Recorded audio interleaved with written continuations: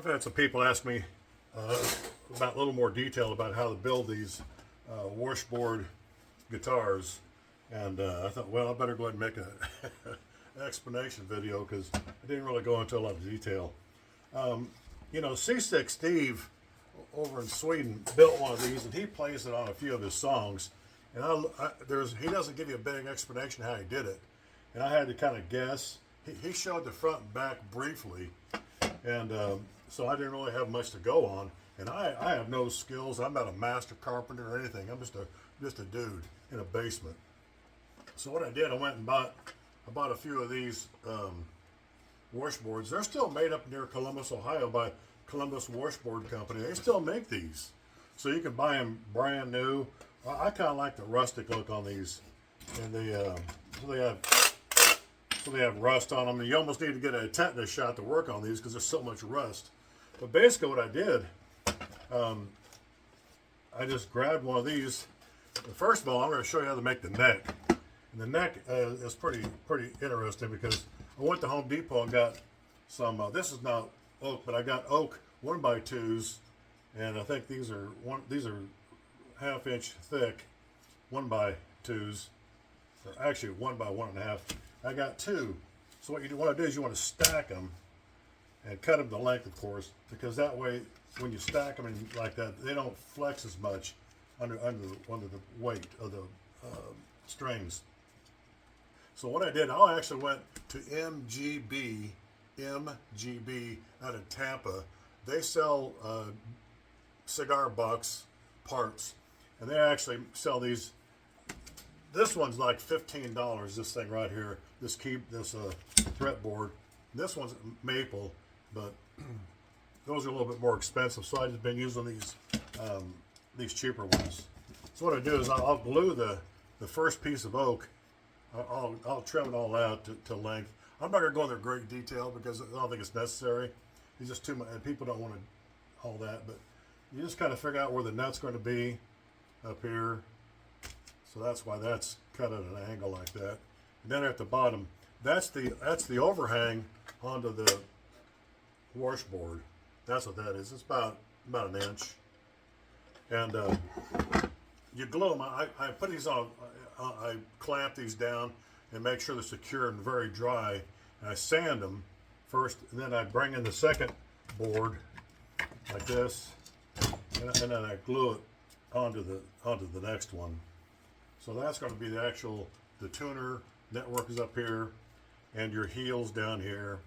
And I actually make these by hand. I just carve them out like these. I just take leftover parts from these and glue them together. And that's what makes this part here. So then all these things are glued on, and you have to use really good glue. I use Tight Bond wood glue. It seems to work okay. And I'll stain it all out, and then I'll actually drill these holes. Now, this is really tricky because like I said, I am not a carpenter. I'm not a luthier. I don't make anything very well. So I had to figure out how to mark these out. And I ended up making some templates. And so I put templates on top of these.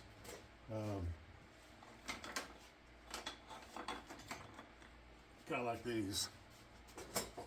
So I lay them on top here, and I clamp them down so they can't move, and so it doesn't destroy or mar the wood that much. And so then of course that's without the tuners. And so I stain it, and I put some Varathane on it or something. And then I'll go back in and put the tuners on. And again, MGB out of Tampa sells these. They actually have the best prices, I think.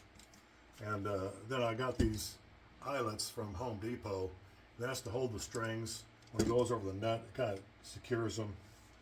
Then what I do is this is how I figured out how to attach this to the washboard, and just put a anchor bolt in here. And what I did, like I say, Seasick Steve doesn't show the back of his guitar. His is a kind of a hot mess. but I actually built a box and put it on top of this right here. I just built a box that fits in right here.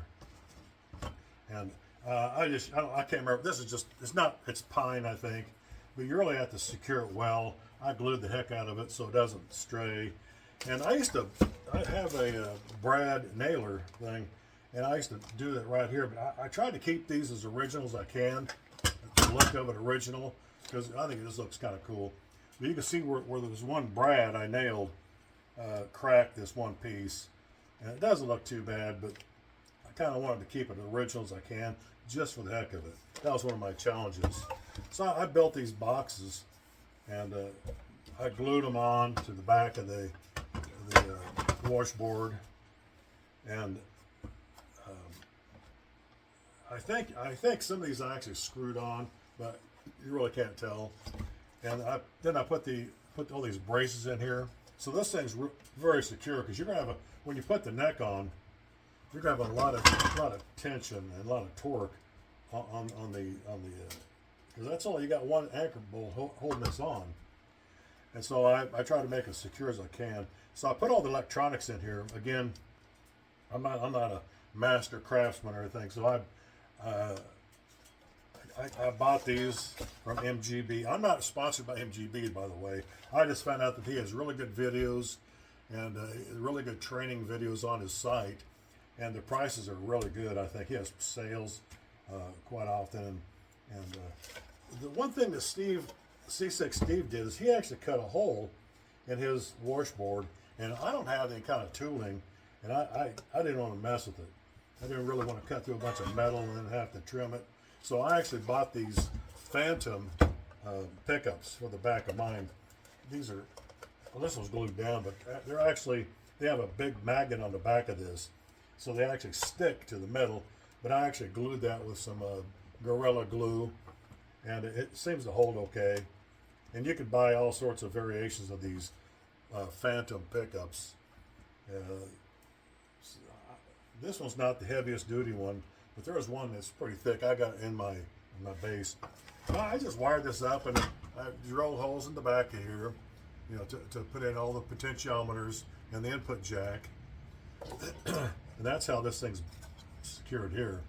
And Seasick Steve has his input jack here, and I wanted to have this as clean as possible, so I just didn't want to. So I hid all the electronics in this box down here, and the actual controls are on the back of the heel of the guitar here, on the back, so you really can't see. And when I put the strings in, I actually drilled 3 holes here. And why I only use 3 strings, I don't know. It just seems like that's what it came up with. You could actually put in 4. And I use I've been using these Ernie Ball slinkies, and they seem to work really well. The numbers I use are 32, 42, 24. I guess you should go like that. And they seem to work really well. These are tuned G, D, G, G, D, G, and when you tune it, when you strum it, it's an open G note, so it seems to work really well. And I've sold probably 5 of these, I think, so far. And I put this bolt here because so you can adjust the intonation. A couple of guys who bought these are really good guitarists, and they mentioned that the intonation wasn't good. I said, well, I'm not a musician, so I really don't have a clue on how to get that sounding right. So after you set the intonation, you could actually put glue underneath this big bolt down here on each end of it and secure it so it doesn't move. But that's pretty much how this thing works. And like I say, it's pretty easy. It's just interesting. I can't play it because I got arthritis in my fingers and my hand here, so I'm a horrible. I can't play with the crap. But they're fun. It's just fun and exciting. It's something fun and creative to do that you don't really see a lot of these. There's a few guys on YouTube, but some of them they actually turn it around this way and have their stuff attached to this. But I find that this too hard to work with. Like I said, I'm a I'm not that smart, so I just had to figure out how it works for me. And this one seemed to be, kept it clean, kept it kind of original, but on the back is where all the magic happens and all the things here. And I'm going to take this neck off and redo this neck. In fact, I'm going to put this neck on here, and it's a little bit better finished, things like that. I actually had to cut and sand that, but that's where I'm going to start on these. Let's see. Yeah, this is the one. This is the one that I made after Seasick Steve's. He only has one bass string on his when he plays. He has like 3 songs: Roy's Gang and a couple of the songs. So that's why I built this one. This one's kind of fun. I can actually take this and drill more holes and put other strings on there too. But I just covered the back up with a piece of wood, and just to make it a little cleaner. But people are like, this one I actually put in like a fuzz box in there, so it gives it more of a growl when you play it. Of course.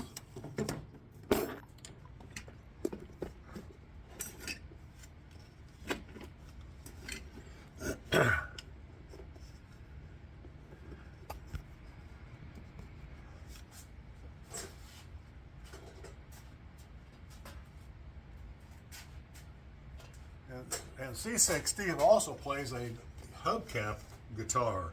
I tried to make one, and unfortunately, yeah, I actually had one all put together and had the strings on it, everything, but I couldn't get the intonation or the thing to tune properly, so I ended up taking it apart. But what I did, took a shovel handle, and just cut it off, and I tricked this out with just some tuning strip here.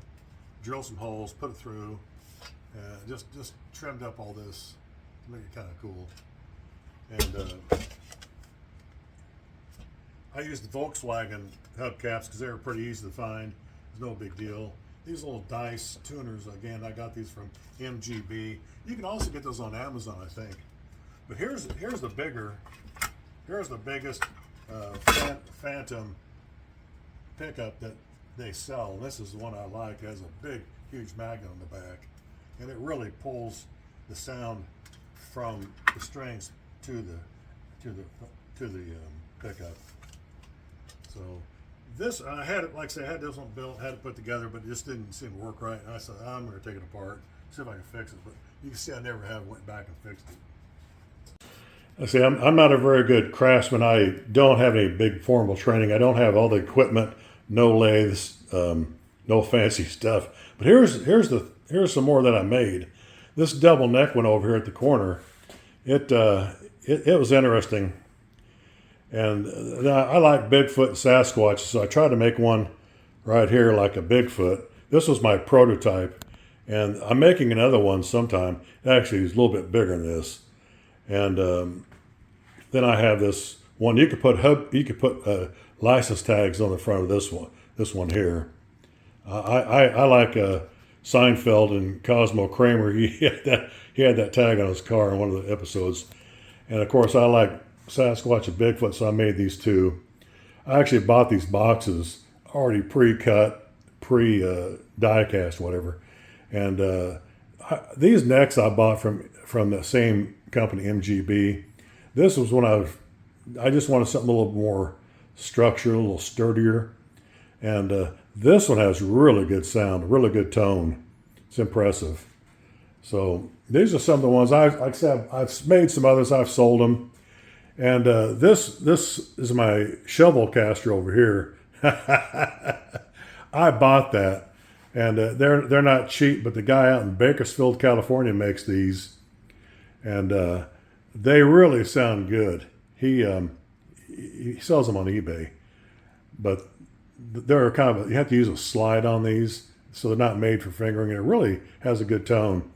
And I know Seasick Steve on his hubcap guitars, he uses a slide on his, and they sound really cool. So this, like I said, this double neck thing was the first one I ever attempted. It's just kind of a test platform, but it turned out okay. The Sasquatch foot's pretty fun. So those are some other. Here's my bigger Sasquatch prototype I'm making here. This is a lot bigger, so it's going to be more complicated.